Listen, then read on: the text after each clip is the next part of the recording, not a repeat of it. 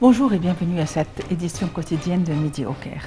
Amorçons notre rencontre avec ce compte rendu concernant le chef de l'État, le président Abdel Fattah el-Sisi, qui s'est entretenu avec le cardinal libanais Mar Botrous, patriarche des Maronites orientaux. Également, le président el-Sisi s'est réuni avec le commandant des forces terrestres ougandaises, Museveni. Les détails dans ce compte rendu. Le président Abdel Fattah el-Sisi s'est entretenu avec le cardinal libanais Mar Botrous, patriarche des Maronites orientaux. Lors de la rencontre, le président el-Sisi a mis l'accent sur l'impératif de la restauration de la sécurité et de la stabilité au Liban. Il a affirmé l'importance d'une réconciliation nationale pour mettre fin au conflit. Le cardinal libanais a de son côté exprimé l'appréciation du Liban pour le soutien de l'Égypte et sa solidarité au temps des crises. Également, le président el-Sisi s'est réuni hier avec le commandant des forces terrestres ougandaises, Muhoozi Museveni. Lors de la rencontre, le président el-Sisi a affirmé que la voie de la coopération, de la construction et du développement mène au succès, à la prospérité et au règlement des crises. Le chef de l'État a affiché son aspiration à renforcer davantage les relations particulières reliant l'Égypte et l'Ouganda, ainsi que la coopération dans le domaine militaire. Le président a salué les efforts déployés par les deux pays en vue de soutenir les causes africaines. La réunion a porté également sur le renforcement de la coopération entre les deux pays du bassin du Nil, de même que sur l'intensification des consultations concernant les défis qu'affronte le continent africain.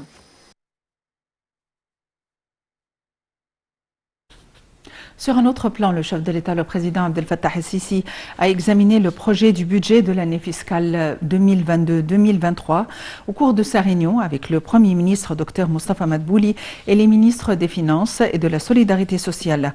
Le chef de l'État a donné ses directives au gouvernement pour préparer un plan immédiat concernant un nombre de mesures financières et de protection sociale afin d'alléger les répercussions économiques mondiales sur les citoyens. Les détails dans ce compte rendu.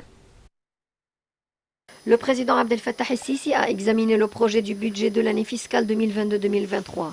Au cours de sa réunion avec le Premier ministre, Dr Moustapha Madbouli, et les ministres des Finances et de la Solidarité sociale, le chef de l'État a donné ses directives au gouvernement de préparer un plan immédiat d'un nombre de mesures financières et de protection sociale afin d'alléger les répercussions économiques mondiales sur le citoyen.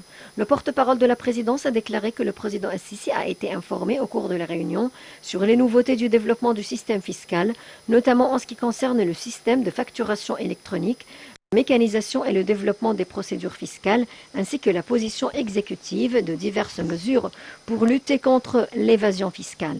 Pour sa part, le Premier ministre Moustapha Madbouli a tenu une réunion ministérielle au cours de laquelle il a discuté de l'impact de la crise mondiale sur les prix des denrées alimentaires essentielles. Le Premier ministre a souligné que le gouvernement suivait régulièrement l'abondance des produits stratégiques, en particulier les produits pétroliers, et ce dans le cadre des fluctuations que connaissent les marchés internationaux du pétrole et du gaz et leurs répercussions sur la hausse des prix à des niveaux sans précédent. Le Premier ministre a tenu ses propos lors de la réunion avec le ministre du Pétrole et de la Richesse minérale, Tariq Al-Molla, pour s'assurer de la disponibilité des produits pétroliers sur fond de la vague mondiale de la hausse des prix résultant de la crise russo-ukrainienne.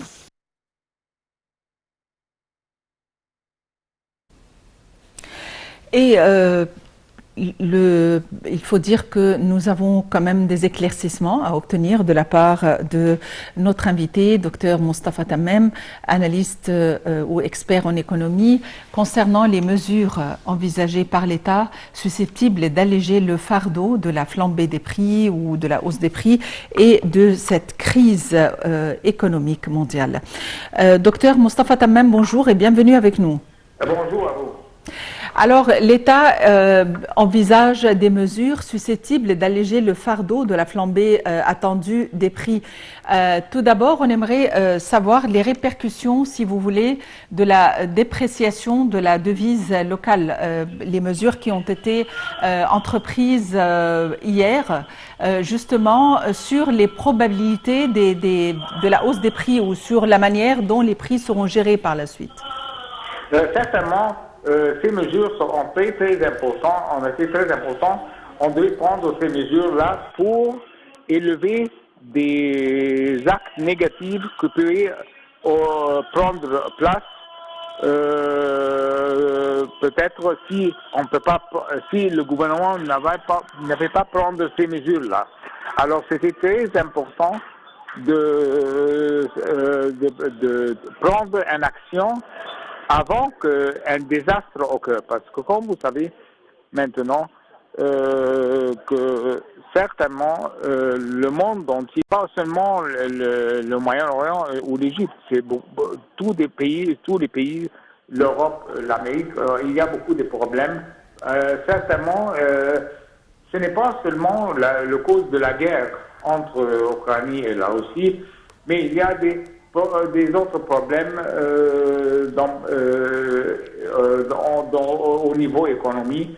Et peut-être ces mesures que le gouvernement a prises, ça va peut-être donner un effet positif pour élever un peu des actes négatifs qui pourraient que va prendre place spécifiquement avec les prix qui vont être élevés de certains produits. Oui, la dépréciation de la livre qui a eu hier, selon les mesures de la Banque centrale, à votre avis, dans quelle mesure ceci va se répercuter sur les prix? Certainement, ça va élever les prix, mais comme je vais vous dire, c'est un point très important. Nous devons prendre, les citoyens égyptiens devons prendre des mesures pour pas consommer des produits d'une façon pas nécessaire. Alors, on doit rationaliser notre consommation.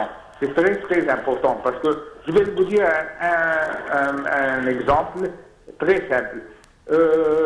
Il y a une habitude ici en Égypte que les citoyens égyptiens, on achète beaucoup de produits de la nourriture et malheureusement on ne consomme pas tout ça et on jette tout ça peut-être à la fin de la journée de part de ces produits-là sont jetés. Alors on doit avoir un système pour rationaliser la consommation des Égyptiens.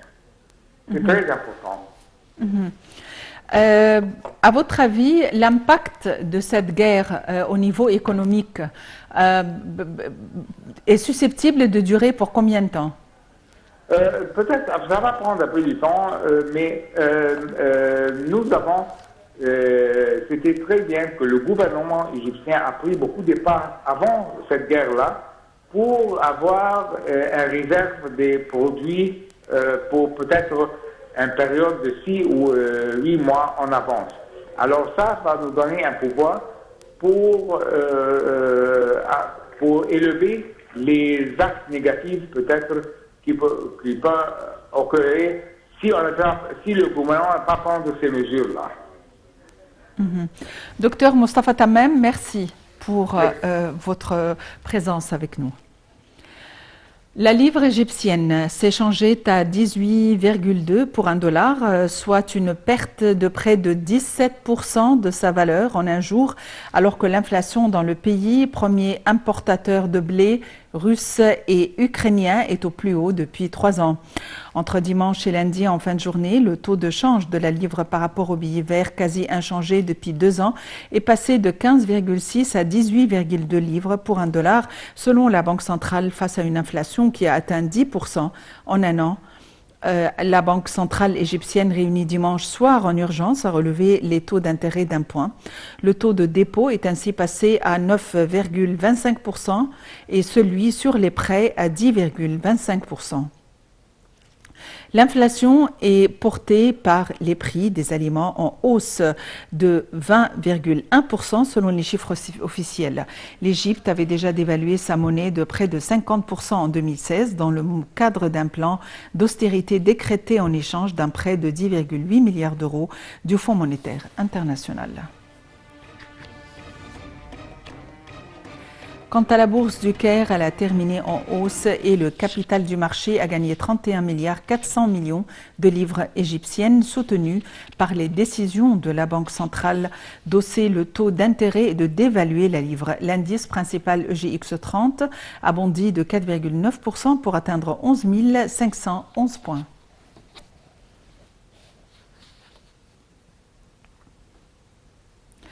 Le ministre des Transports, le général Kamel El Wazir, a inauguré la 11e édition de la conférence internationale sur le transport et la logistique maritime en présence de hautes personnalités et de dignitaires de l'État.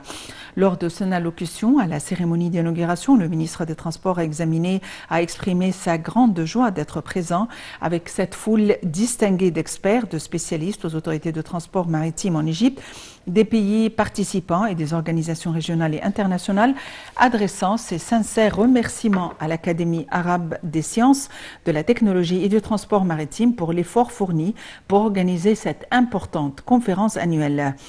Comme un forum majeur unissant les décideurs dans le domaine du transport maritime. Le général Al-Wazir a souligné que le slogan de la conférence cette année est vers une économie bleue durable, qui est un sujet très vital et important, ajoutant que la participation du président Abdel Fattah el-Sisi lors du sommet baptisé One Ocean à Brest en février 2022. Lors de sa visite au Pakistan, le chef de la diplomatie Sameh Shoukry s'est entretenu avec son homologue pakistanais Shah Mahmoud Qureshi à Islamabad. L'entretien a principalement abordé le renforcement des relations bilatérales dans les divers domaines. Les deux responsables ont également passé en revue les dossiers régionaux et internationaux d'intérêt commun. Le chef de la diplomatie Sameh Shoukry est arrivé ce matin à la capitale pakistanaise Islamabad, 4e étape de sa tournée asiatique. Au cours de cette visite, M. Shoukry doit participer aux réunions de la 4e session du Conseil des ministres des Affaires étrangères de l'Organisation de la coopération islamique prévue mardi prochain à Islamabad.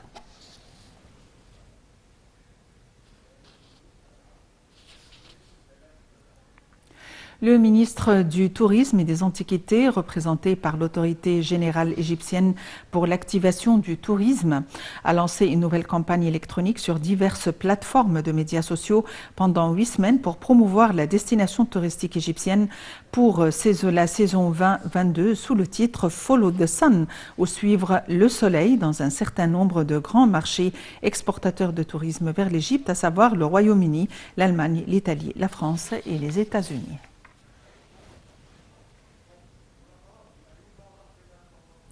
Fin de cette édition quotidienne de Midi au Caire. Merci de l'avoir suivi. À la prochaine.